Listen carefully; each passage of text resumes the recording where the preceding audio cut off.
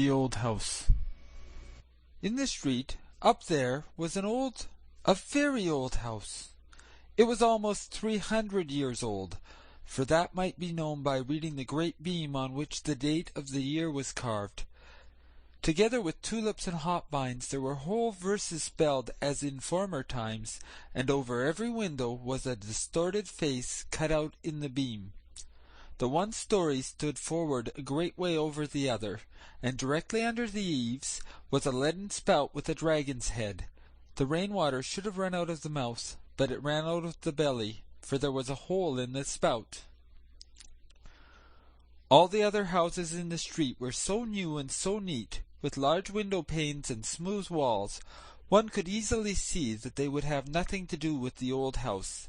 They certainly thought, "How long is that old decayed thing to stand here as a spectacle in the street?" And then the projecting windows stand so far out that no one can see from our windows what happens in that direction. The steps are as broad as those of a palace, and as high as to a church tower. The iron railings look just like the door to an old family vault, and then they have brass tops. That's so stupid. On the other side of the street were also new and neat houses, and they thought just as the others did. But at the window opposite the old house, there sat a little boy, with fresh rosy cheeks and bright beaming eyes. He certainly liked the old house best, and that both in sunshine and moonshine.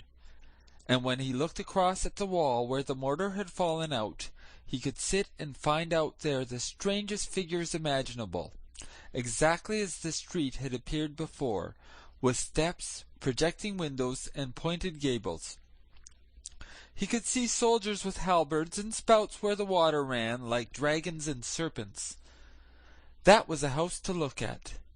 And there lived an old man, who wore plush breeches, and had a coat with large brass buttons, and a wig that one could see was a real wig. Every morning there came an old fellow to him, who put his rooms in order, and went on errands. Otherwise the old man in the plush breeches was quite alone in the old house. Now and then he came to the window and looked out, and the little boy nodded to him, and the old man nodded again, and so they became acquaintances. And then they were friends, although they had never spoken to each other, but that made no difference. The little boy heard his parents say, "The old man opposite is very well off, but he is so very, very lonely." The Sunday following, the little boy took something and wrapped it up in a piece of paper, went downstairs, and stood in the doorway, and when the man who went on errands came past, he said to him, "I say, master, will you give this to the old man over the way from me? I have 2 pewter soldiers. This is one of them, and he shall have it, for I know he is so very, very lonely." And the old errand man looked quite pleased, nodded, and took the pewter soldier over to the old house. Afterwards there came a message. It was to ask if the little boy himself had not a wish to come over and pay a visit. And so he got permission of his parents, and then went over to the old house. And the brass balls on the iron railings shone much brighter than ever. One would have thought they were polished on account of the visit. And it was as if the carved-out trumpeters, for there were trumpeters, who stood in tulips carved out on the door, blew with all their might. Their cheeks appeared so much rounder than before. Yes, they blew. "Tra-tara-tra! The little boy comes! Tra-tara-tra!" And then the door opened. The whole passage was hung with portraits of knights in armor, and ladies in silken gowns, and the armor rattled and the silken gowns rustled. And then there was a flight of stairs which went a good way upwards and a little way downwards, and then one came on a balcony which was in a very dilapidated state, sure enough, with large holes and long crevices. But grass grew there and leaves out of them altogether, for the whole balcony outside, the yard and the walls, were overgrown with so much green stuff that it looked like a garden, only a balcony. Here stood old flower pots with faces and asses' ears, and the flowers grew just as they liked. One of the pots was quite overrun on all sides with pinks. That is to say, with the green part, shoot stood by shoot, and it said quite distinctly, "The air has cherished me, the sun has kissed me, and promised me a little flower on Sunday. A little flower on Sunday." And then they entered a chamber where the walls were covered with hog's leather and printed with gold flowers. "The gilding decays, but hog's leather stays," said the walls. And there stood easy chairs, with such high backs, and so carved out, and with arms on both sides. Sit down, said they. "Oh, how I creak! Now I shall certainly get the gout, like the old clothes-press. Oh!" And then the little boy came into the room where the projecting windows were, and where the old man sat. "I thank you for the pewter soldier, my little friend," said the old man, "and I thank you because you come over to me." "Thankee," or cranky," sounded from all the furniture. There was so much of it that each article stood in the other's way to get a look at the little boy. In the middle of the wall hung a picture representing a beautiful lady, so young, so glad, but dressed quite as in former times, with clothes that stood quite stiff, and with powder in her hair. She neither said thankee, nor cranky, but looked with her mild eyes at the little boy, who directly asked the old man, "Where did you get her?" "Yonder at the broker's," said the old man, "where there are so many pictures hanging. No one knows or cares about them, for they are all of them buried. But I knew her in bygone days, and now she has been dead and gone these 50 years. Under the picture, in a glazed frame, there hung a bouquet of withered flowers. They were almost 50 years old. They looked so very old. The pendulum of the great clock went to and fro, and the hands turned, and everything in the room became still older, but they did not observe it. "They say at home," said the little boy, "that you are so very, very lonely." "Oh," said he, "the old thoughts, with what they may bring with them, come and visit me, and now you also come. I am very well off." Then he took a book with pictures in it down from the shelf. There were whole long processions and pageants, with the strangest characters, which one never sees nowadays. Soldiers like the knave of clubs, and citizens with waving flags. The tailors had theirs, with a pair of shears held by 2 lions, and the shoemakers theirs, without boots, but with an eagle that had 2 heads, for the shoemakers must have everything so that they can say, "It is a pair." Yes, that was a picture book. The old man now went into the other room to fetch preserves, apples, and nuts. Yes, it was delightful over there in the old house. "I cannot bear it any longer," said the pewter soldier, who sat on the drawers. "It is so lonely and melancholy here. But when one has been in a family circle one cannot accustom oneself to this life. I cannot bear it any longer. The whole day is so long, and the evenings are still longer. Here it is not at all as it is over the way at your home, where your father and mother spoke so pleasantly, and where you and all your sweet children made such delightful noise. Nay, how lonely the old man is! Do you think that he gets kisses? Do you think he gets mild eyes, or a Christmas tree? He will get nothing but a grave. I can bear it no longer." "You must not let it grieve you so much," said the little boy. "I find it so delightful here, and then all the old thoughts, with what they may bring with them, they come and visit here." "Yes, it is all very well, but I see nothing of them, and I don't know them," said the pewter soldier. "I cannot bear it." "But you must," said the little boy. Then in came the old man with the most pleased and happy face, the most delicious preserves, apple and nuts, and so the little boy thought no more about the pewter soldier. The little boy returned home happy and pleased, and weeks and days passed by, and nods were made to the old house, and from the old house, and then the little boy went over there again. The carved trumpeters blew. Tritera-tra! There is the little boy! Tritera-tra! And the swords and armor on the knights' portraits rattled, and the silk gowns rustled, the hog's leather spoke, and the old chairs had the gout in their legs and rheumatism in their backs. Oh! It was exactly like the first time, for over there one day and hour was just like another.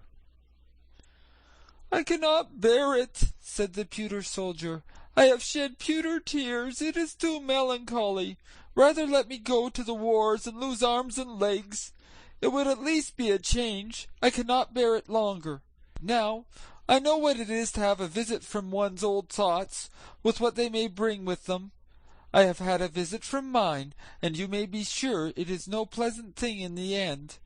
I was at last about to jump down from the drawers. I saw you all over there at home so distinctly, as if you really were here. It was again that Sunday morning. All you children stood before the table and sung your psalms, as you do every morning. You stood devoutly with folded hands, and father and mother were just as pious. And then the door was opened, and little sister Mary, who is not 2 years old yet, and who always dances when she hears music or singing, of whatever kind it may be, was put into the room, though she ought not to have been there, and then she began to dance, but could not keep time because the tones were so long. And then she stood first on one leg and bent her head forwards, and then on the other leg and bent her head forwards. But all would not do. You stood very seriously all together, although it was difficult enough. But I laughed to myself, and then I fell off the table and got a bump, which I still have, for it was not right of me to laugh. But the whole now passes before me again in thought, and everything that I have lived to see, and these are the old thoughts, with what they may bring with them. Tell me if you still sing on Sundays. Tell me something about little Mary, and how my comrade, the other pewter soldier, lives. Yes, he is happy enough, that's sure. I cannot bear it any longer." "You are given away as a present," said the little boy. "You must remain. Can you not understand that?" The old man now came with a drawer, in which there was much to be seen, both tin boxes and balsam boxes, old cards, so large and so gilded, such as one never sees them now. And several drawers were opened, and the piano was opened. It had landscapes on the inside of the lid, and it was so hoarse when the old man played on it, and then he hummed a song. "Yes, she could sing that," said he, and nodded to the portrait which he had bought at the broker's, and the old man's eyes shone so bright. "I will go to the wars! I will go to the wars!" shouted the pewter soldier as loud as he could, and threw himself off the drawers right down on the floor. What became of him? The old man saw it, and the little boy saw it. He was away, and he stayed away. "I shall find him," said the old man, but he never found him. The floor was too open. The pewter soldier had fallen through a crevice, and there he lay as in an open tomb. That day passed, and the little boy went home, and that week passed, and several weeks too.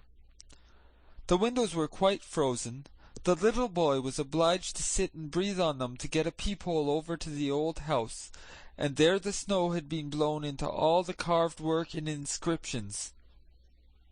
It lay quite up over the steps, just as if there was no one at home. Nor was there any one at home. The old man was dead.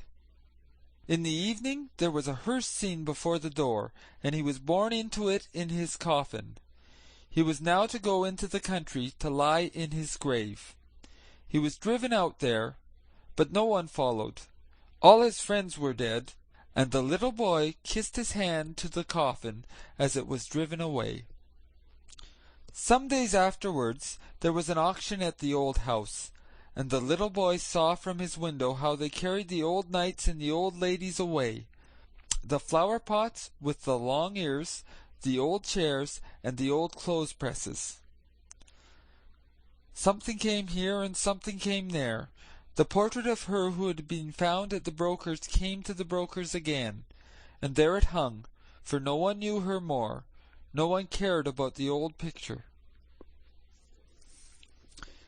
In the spring they pulled the house down, for, as people said, it was a ruin. One could see from the street right into the room with the hog's leather hanging, which was slashed and torn, and the green grass and leaves about the balcony hung quite wild about the falling beams. And then it was put to rights. That was a relief, said the neighboring houses. A fine house was built there, with large windows and smooth white walls, but before it, where the old house had in fact stood, was a little garden laid out, and a wild grapevine ran up the wall of the neighboring house. Before the garden there was a large iron railing with an iron door. It looked quite splendid, and the people stood still and peeped in, and the sparrows hung by scores in the vine and chattered away at each other as well as they could. But it was not about the old house, for they could not remember it. So many years had passed, so many that the little boy had grown to a whole man, yes, a clever man, and a pleasure to his parents. And he had just been married, and together with his little wife had come to live in the house here where the garden was. And he stood by her whilst she planted a field flower that she found so pretty. She planted it with her little hand, and pressed the earth around it with her fingers. Oh! What was that? She had stuck herself. There sat something pointed straight out of the soft mould. It was, yes, guess! It was the pewter soldier, he that was lost up at the old man, and had tumbled and turned about amongst the timber and the rubbish, and had at last laid for many years in the ground.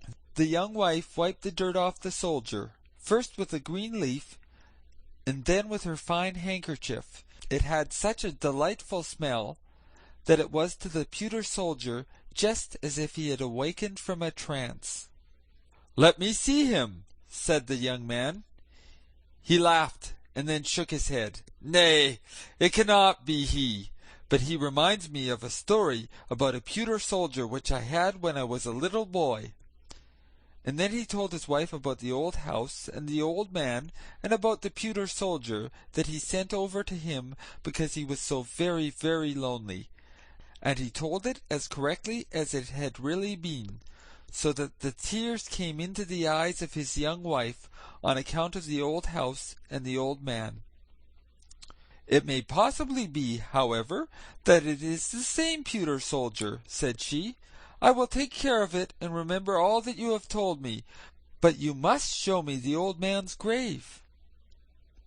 "But I do not know it," said he, "and no one knows it. All its friends were dead, no one took care of it, and I was then a little boy." "How very, very lonely he must have been," said she. "Very, very lonely," said the pewter soldier, "but it is delightful not to be forgotten." "Delightful!" shouted something close by, but no one, except the pewter soldier, saw that it was a piece of the hog's leather hangings. It had lost all its gilding, it looked like a piece of wet clay, but it had an opinion, and it gave it. "The gilding decays, but hog's leather stays." This the pewter soldier did not believe.